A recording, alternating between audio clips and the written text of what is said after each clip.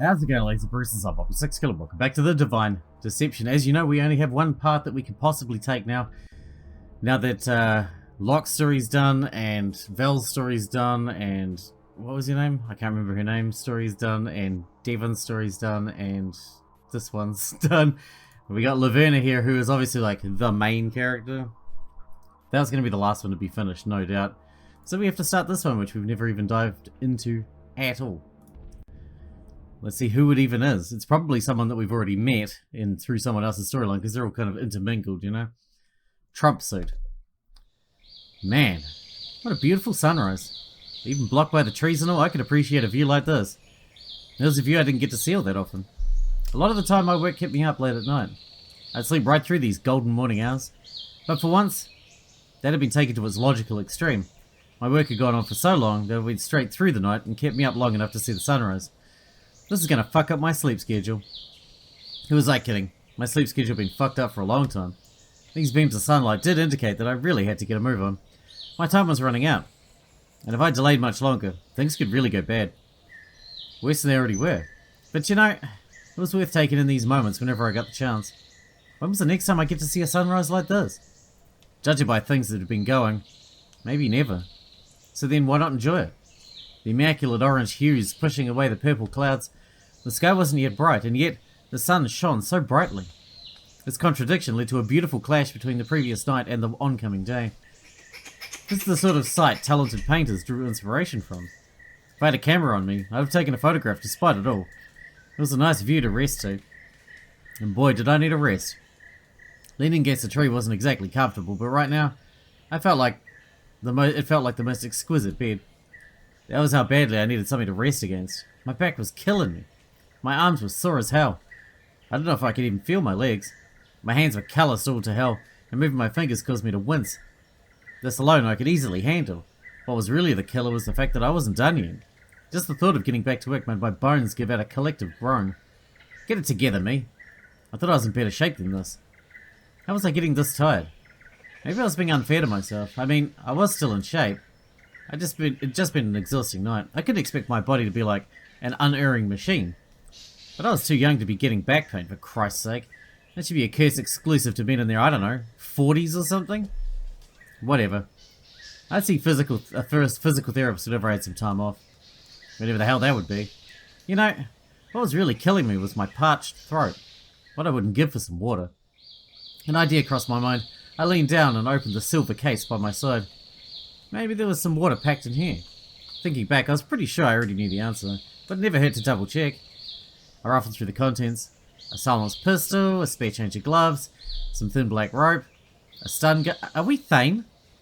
Are we fucking Thane right now? A stun gun, grenades of various types. We're Thane. Night vision goggles, a transceiver, a Swiss Army knife, some medicine, black duct tape, 2 burner phones, a stolen regular phone, a whistle of some sort, and not a fucking bottle of water. Just great. In the future I should really make sure to bring water to any excursion with the potential to last a while. Whatever. Let's just get it over with. The more time I kill just standing around, the more risk I was accruing. It'd be best to just get it over with. I reached down onto the floor and grabbed a black glass helmet. You know, that thing was really fucking annoying to wear. Not comfortable in the slightest. No small wonder I took it off and I was giving myself a moment to relax. I guess then the question I posed to myself was, why I was even putting it back on if that was the case. I was about to do some more physical labour. Surely restricting my breathing like this would hurt, not help, right? I mean, I wasn't a health nut, but that seemed like a no-brainer to me. I guess it was the principle of a thing. It's about playing a role. When you're in a role, it's best to inhabit that role in every aspect. In your thoughts, in your clothing, in your actions. You want to keep that character separate from your own person. Else you're going to start doing some pretty existential questioning in regards to your own selfness. There was a reason so many actors had complete mental breakdowns. So when I was doing a task like this, yeah, let's put on a mask, shall we? I walked over to the nearby shovel and begrudgingly picked it up. Come on, no more stalling. Time to just, you know, get to work. I pushed the shovel deep within the dirt. My muscles burned, making their resistance to this act noted. Sorry, muscles, you don't get a say in this. Further down did I push the spade until I was beneath a sizable chunk of dirt. And now for the hard part. If my muscles burned before, They were on fire as I tried pulling the shovel up out of the ground, scooping the dirt around it all the same while. With such a quantity of dirt, I didn't exactly have the luxury to carefully move the shovel once in the air. I more so just flung the dirt I'd lifted in the direction I wanted, and this method worked, the hole filled with a bit more dirt, and again the process repeated. And once more too. I kept shoveling and shoveling, filling in the hole, hiding the past. After a bit of this, I took a moment to catch my breath and assess the scene. I was making good time. You could barely see the hole anymore. Just a bit more digging that needed to be done. There was one issue though. You can still very clearly see an arm sticking out of the ground. God damn it. This is squarely my fault, I had to admit. I really should have set things up differently when I was placing the body in the hole in the very first place. I'd been thinking I would have thrown the man in arms first. But then what about the legs? Maybe it was best to dismember his limbs. That definitely would have avoided the issue. It also would have gotten blood all over the place, but I could just throw the bloody dirt in the hole. Overall, it likely would have been more efficient, but I don't know. Doing that post-mortem just seems kind of messy.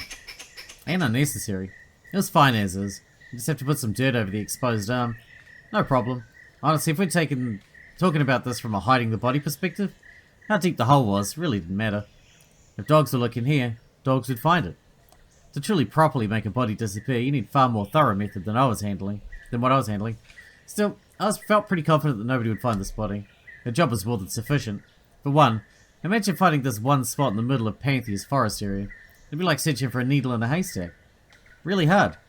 You don't need to search that hard if you're looking for a body. And I was pretty sure nobody would be looking for this body. I mean, people disappear all the time in Panthea. And this guy? Yeah, if he disappeared from the grid, it wouldn't really cause a stir. It'd be difficult for the police to even place where he was before he went missing. Yeah, I was covered on all sides.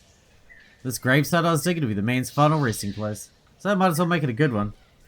I got back to work with the shovel. The breather didn't help. Shovel some dirt, throw it in the hole, repeat, repeat.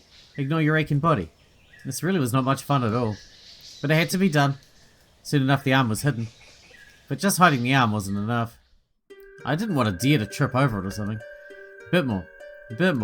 Okay, that was properly buried now. But it was pretty obvious what had happened here. I need to cover my tracks a bit better. Using the shovel, I evened out the dirt area around the hole some more, making it all level for the most part. Finally, I started spreading some leaves and twigs over the whole place. There. If you're just walking by, that'd look totally normal. If you're going for a hike, you could walk right over this corpse and never know it. And that was that. For all intents and purposes, the man beneath my feet was no longer my problem. I thought about the guy for a moment. He didn't exactly go out in a peaceful way. Strangling. Yeah, that's gotta be rough. You're alive for long enough to know exactly what's happening. To feel the pain, the fear that you'd soon be dead. Well, if you are Thane, that's exactly how you died, shithead. And eventually, you'd run out of breath and slump to the ground. Ugh, the poor guy didn't see it coming. He was just going about his business, standing by one of these trees before I came up behind him. Well, I didn't feel guilty about it. I was just doing what I had to do. Him or me. If he didn't like this outcome, he shouldn't have gotten in this game. Still, seeing as nobody would ever see him again, it felt wrong to just completely abandon the spot without a second thought. Awkwardly, I got on one knee and put my hands together. And then, I gave a prayer, I guess. The whole thing felt weird. I certainly wasn't religious. I didn't believe in any gods, any sort of afterlife. And I doubted this guy's soul would see salvation. So why, for this one person I barely know, that I owed nothing, did I take the time to pray for them? It's hard to say. Just a random compulsion, I guess. Yeah, just a whim, I guess. That's the most I can make out of my actions. Wish you the best, man. May you rest in peace. Okay, that's enough of that. I got back on both feet. Time to make my way back home. First things first, to get out of the damn forest. This much I could handle on my own. Hopefully. Just to be sure, I took out one of the burner phones and opened up a GPS app. Right, okay, I was correct. The way back to the urban part of the city was definitely 100% the direction I thought it was. Didn't hurt to check though. If I spent an hour walking just to come to the seaside, I'd be properly pissed. So I began the walk. Ugh, you know, something like this really made me regret ever thinking I liked walks like these. There was a time and a place for them, and that time and place definitely wasn't when you were already incredibly sore from a lot of work. I'd just have to pull through and endure. The map showed I wasn't that far from the urban area. The only thing I hoped to avoid was any hikers. It had become early morning, but it should still be too early to run into anybody with some sense in them. Problem is, hikers weren't exactly known for their sense. They were the exact freaks who enjoyed waking up at this ungodly hour. Why, they could very well try going off the path hike and run into me. But if that happened, whatever. You couldn't fret about hypotheticals. You just had to assume bad luck wouldn't strike, and deal with things appropriately when it did. Before too long, however, I finished my trek uninterrupted. The dirt turned to pavement. I was at the city borders. Fantastic. I could take a cab back to my... Fuck. I probably couldn't do that, could I? I mean, it would probably be fine. Plenty of people went for early morning hikes, like I just said. The police wouldn't even know to look for anything. But wasn't this like the thing that got people caught for murders? That were tricky to prove like this one? My mind was flashing forward to the trial. So, Mr. Cab Driver, did the person before you definitely show up to ask for your services that morning? Fuck. Fine. Sorry, Muscles. You lose to my long-term safety. I need the way back to my place from here. It wasn't that long a walk. I just have to suck it up and live with it. Through gritted teeth, I continued my journey on foot. Past by closed stores, faceless towers, crosswalks, parking lots, supermarkets. Like I said, it was all still that golden hour. Too early for most sane people. You're actually more likely to see people out and about at 1 AM than you were to see them now. It's really nice, if a touch creepy, to see these familiar streets without the usual hustle and bustle. Change of pace. My murderous morning had given me a lot of nice sights. My eyes caught a row of posters pasted on the nearby brick wall. All were campaign posters for Governor Ija. Election's really coming up around the corner, huh? I felt bad for her competition.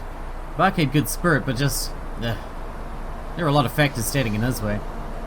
None so more than a giant iron wall, the simple difference between his lack of funding and Ija's advertising budget, the size of a small company.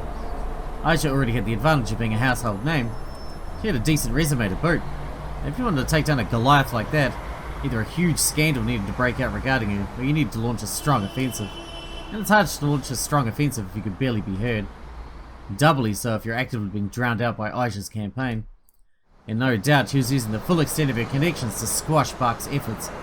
Though that last bit was probably unnecessary given the state of the election. Buck had a greater presence earlier in the primaries. Plenty of people were eager to take a shot at Ija, politically speaking. But Buck rose above them, seeming to be the best contender. And now, when it was time to shine, he was going to be buried. All according to plan. The whole thing was just blah. Speaking on the note of elections, I also saw one of the new digital voting booths being installed. The new hot craze for Panthea. I didn't see the appeal, frankly. Sure, it would help sort out election results faster. Does that really matter, though? I guess it must. I walked by a young couple. However, when I looked at them, they recoiled. That's pretty rude, isn't it? Where'd they get off acting like that? I was still wearing the mask and the get-up, wasn't I? Well, God, how had I not noticed that earlier? Tonight's proceedings must have really taken things out of me. But thank God I didn't look for a taxi or anything. There might have been a touch stronger evidence against me. Part of me wanted to abandon things now. Walking around like this at this time of day seemed ill-advised.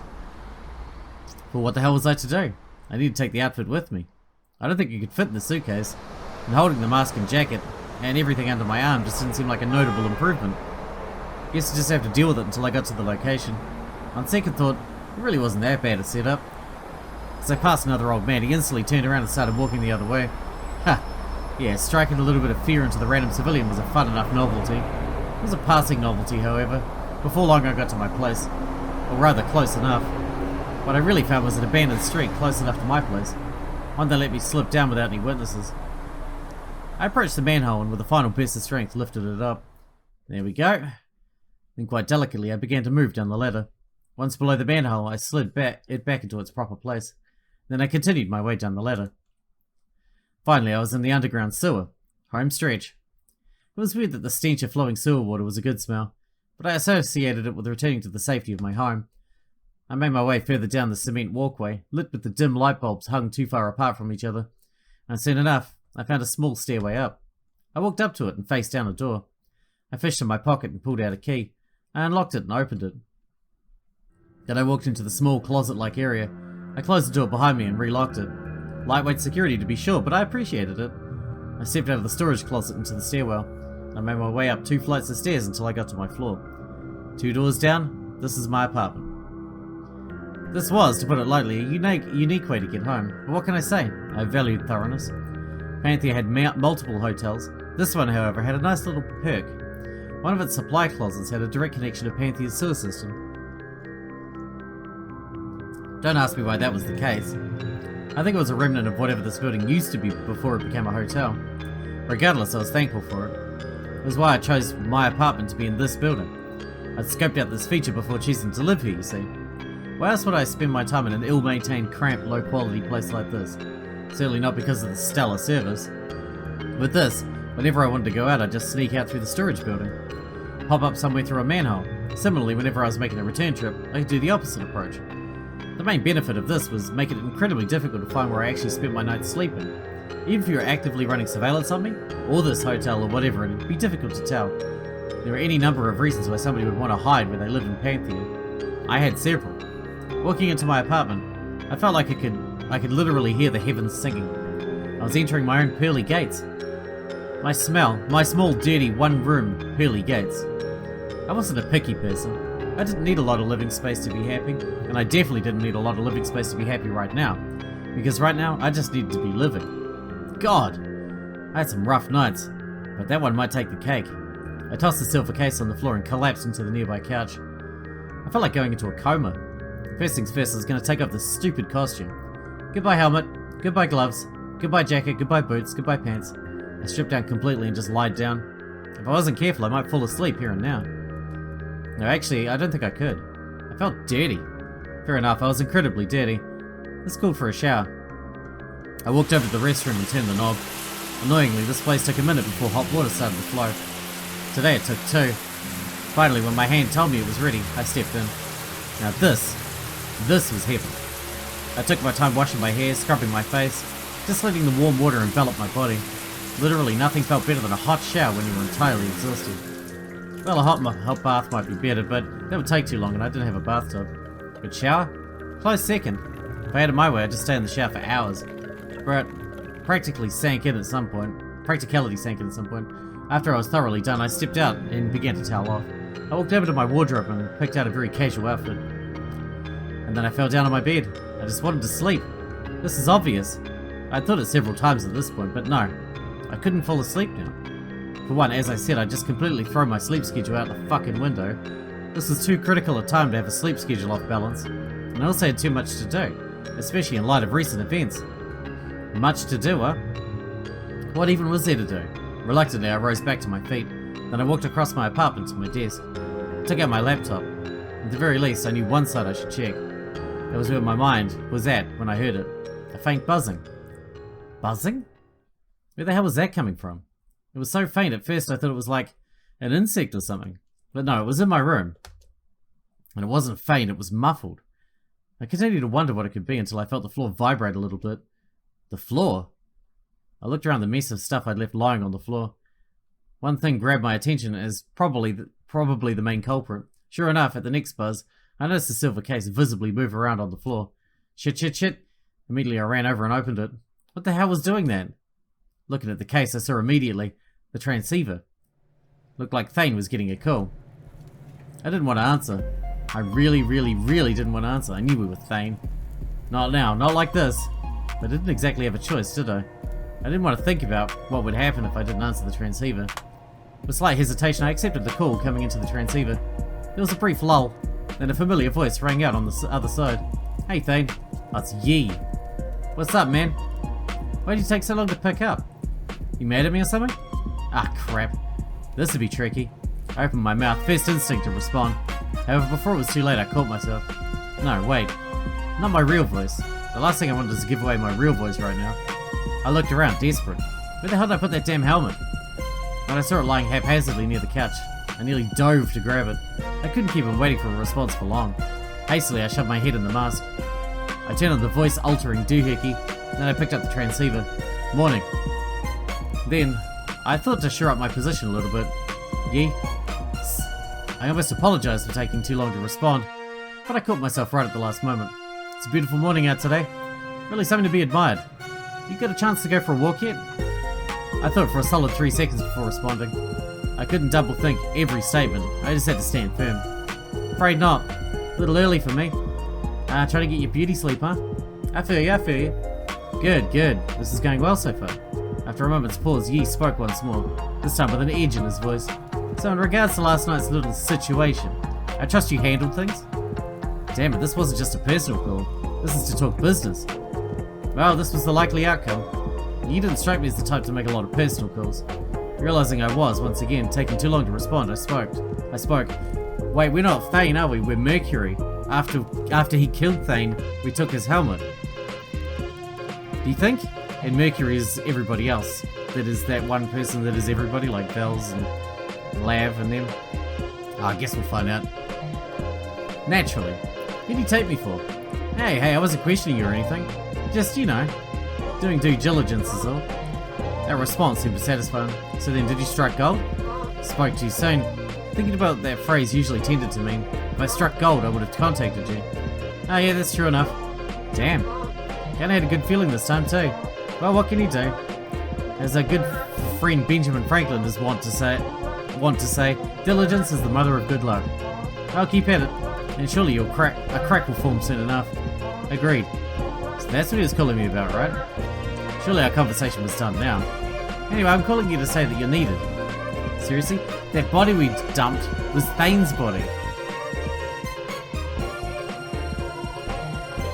At the very beginning when we were burying a body, it was the original Thane's body we were burying after Mercury had killed him. And now we're Mercury, posing as Thane. That's it. Seriously? You're kidding. No rest for the wicked, kid. Meet at the V-Hall. All senior officers required to attend. Which means that the she-bitch will definitely be there. Some more fun for us. Yay. What's the meeting about? Thane, you should know Marduk better than me. Has he ever been the type to give a straight answer about his intentions?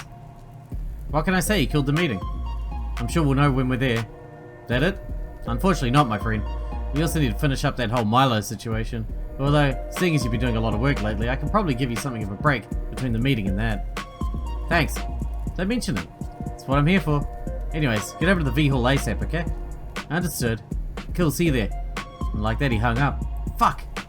Thane, feared senior officer of the Duets, the infamous Black Mask of Panthea, has been called over for an important meeting. After that, he had to conduct important Duet business. Seemed like a standard enough day. So what was the problem? Simple. I wasn't Thane. Thane, God bless his soul, was taking a nice nap at the bottom of a dirt pile. Called it courtesy of yours truly. God fucking damn it. Why'd I have to kill him? Well, I knew the answer to that. If I didn't, I'd be dead within the hour. But because of that asshole, I was wrapped up in this nightmare of a situation. What the hell was I supposed to do now? There weren't any good answers. Fuck. I punched the wall. Ow! Okay, let's think about this logically. I was in way over my depth. I had no business being wrapped up in this whole gangster shit. If I just went to the police, maybe... No, that wouldn't work. If Thane was really the senior officer, there was no way the Duets would let his deaths just simply be. As soon as they found out what I'd done, it would be game over for me. They'd look into what Thane's last assignment was, and they'd soon realise who was to blame. Once they knew I'd killed a senior officer, my life was over. But they'd assume it was the lady, whatever her name was, Lena or whatever. No matter what I did, the Duets would have their vengeance. It was simply too big a force to deal with through any normal measures. Even if I fled Panthea, got police protection, went into complete hiding, there was no way I could guarantee my safety. Not to mention, I'd be completely abandoning my life here in Panthea, giving up everything I'd worked for. So that was it, right? Curtains for me. Finito. End of story. Because I'd killed Thane, I was in a pit, and I couldn't get out of it. So let's take that statement from the converse position. So long as I hadn't killed Thane, I wasn't in a pit. So long as Thane was alive, so was I. Well, how exactly was I supposed to make a dead man look alive? I mean, it was almost too convenient. That the person I had killed was conveniently known for wearing a mask with a voice filter, for being an enigma of a person with an unknown background, history, place where they lived. Surely I shouldn't... It's like the fates had set up this path for me, and were giving me a side eye. Like, hey, you want an out? Here you go. I didn't like it. It was so convenient, it felt forced. It felt dangerous. Like I said, people knew nothing about Thane. Nor did I. Who was he? What connections did he have? How did he fit in with the Duets? What were his priorities? Who knew his secrets? How would he behave? I had some hints maybe from our encounter, but that sure as shit wouldn't be enough. But what other option did I have? Like I said, Thane was dead. I was screwed. Ah, fuck. Fucking fuck. Okay. I didn't know what to expect from this meeting. I was entirely exhausted from today's outing. The odds that I would be found out within minutes were quite high, and if that happened, I'd just be shot in the head or something. But what the hell? The fates give you an out like this, you're stupid not to take it. This wasn't exactly a long-term solution. It's not like I could just live as Thane till the end of time. However, I was out of other options. Maybe, just maybe, the charade would give me some sort of out. So then, there wasn't anything to worry about. I hadn't killed Thane. I was Thane. That was the simple truth. I was Thane, the shadow of Panthea. To the V-Hall I go. Whoa, how about that shit, huh? We get ourselves a bona fide actor up in here, huh? I gotta say, there are ways to approach this sort of sticky situation, but the identity theft angle certainly takes guts. And this freak thinks it's a safe option? Ugh. Can you see skewed priorities much? I mean, power to them, but still. Anyways, you've already seen this Thane chap in action, haven't you? That must have made this little tableau quite fascinating. For you to think that you were watching this horrifying figure only for said figure to already be dead. What a swerve. Well, we can't really guarantee that. After all, you never really know who stands behind the mask. And people can change so drastically. I'd say anything's on the table if you ask me. And on that note, I think we should take advantage of that confusion. I think it's time for a bet. A duel. That's right, time for some more gambling. So then, what are we going to bet on? Oh, I know. Our troubled main character has decided to assume Thane's identity. A risky prospect. One that could easily go to shit. So I ask you, do you think they'll really be able to keep it up? In more concrete terms, do you think somebody will discover the real identity of this Thane within the next 3 scenes of this stag? 3 scenes. That's quite a lot. In 3 scenes.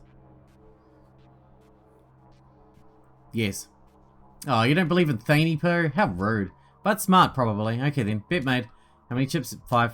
Always 5. I'll be nearly at 50 then. Alrighty then, we have a bet. So now let us enjoy the trials and tribulations of our newest, bestest Thane with all our hearts. That was a nice short one. Nice short one. Cool. We got a few to get through though for this one. As soon as we get a silver key, we will jump back into labs. So we're going to jump back and forth between these two, depending on what keys we get between now and then. But hope you guys enjoyed it. Thanks for watching. Thanks for sticking out for me, and I'll see you in the next one.